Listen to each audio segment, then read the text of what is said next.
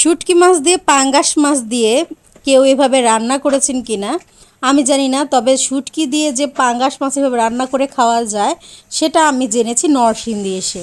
তো নরসিংদীর মানুষরা শুটকি মাছ দিয়ে আপনার পাঙ্গাসটা করতে খুবই পছন্দ করে, আর খেতেও দারুণ মজা লাগে। তো আমি একদিন ট্রাই করেছিলাম এবং আপনাদের সাথে শেয়ার করব। খেতে আসলে অনেক মজা। আর এইভাবে যদি আপনি খান তাহলে কিন্তু আসলে আপনি বুঝতে পারবেন যে পাঙ্গাস মাছের স্বাদ ঠিক কতটুকু। সত্যি বলতে এইভাবে রান্না করার চিন্তা আমি কখনো করিনি, তবে রান্নাটা আমি শিখেছি এবং এইভাবে রান্না করার পর সবাই বলেছে অসাধারণ লেগেছে। তো যদি আমার ভিডিও ভালো লাগে তাহলে কিন্তু আপনি অবশ্যই শেয়ার করে দেবেন, সেই সাথে কিন্তু আমার পেজটি ফলো করে দিয়ে যাবেন। আর হ্যাঁ, এই যে দেখুন আমি সব ধরনের আদা, রসুন, শুকনো মরিচ একটা বা দুইটা, আর হচ্ছে কাঁচামরিচ, আদা সব কিছু দিয়ে আমি একদম ব্লেন্ড করে তারপর কিন্তু এটা তেলে দিয়ে দিয়েছি।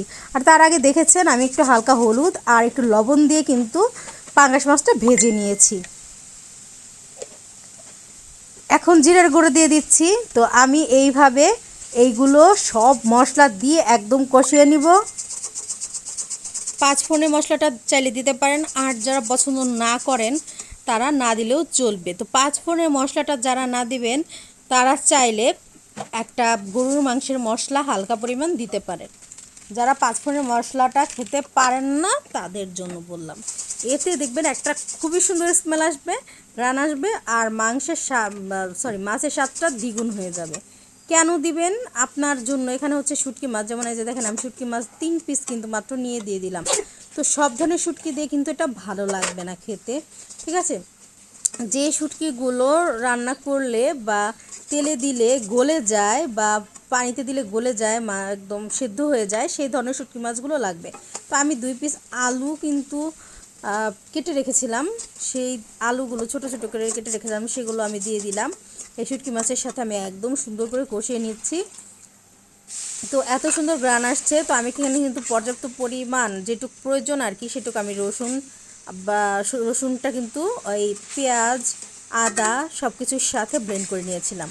তো ব্লেন্ডটা কিন্তু পানি দিয়ে করা যাবে না, আগেই বলে দিচ্ছি। যেমন ব্লেন্ডটা করতে হবে শুকনো শুকনো ব্লেন্ড, যেমন আপনি পাটায় বাটলে যেরকম হয় ঠিক তেমন। তো আমি যে মাছগুলো, যে ভেজে রাখা মাছগুলো সবগুলো এখানে দিয়ে দিলাম। তো অনেক সুন্দর একটা গ্রান আসছে, আর রান্নাটা খেতেও কিন্তু অনেক বেশি স্বাদ হয়েছিল, সবাই বলেছিল। তো আপনারা আসলে কিন্তু যদি এইভাবে একবার ট্রাই করে দেখতে পারেন, যেমন একটা শুটকি মাছের যে আপনারা অনেকে বলেন যে শুটকি মাছের গ্রান খেতে পারি না এমন তেমন, তারাও খেতে পারবেন, কারণ এটাই ওই রকম শুটকি মাছের গ্রান থাকবে না, কিন্তু খেতে অনেক স্বাদ লাগবে।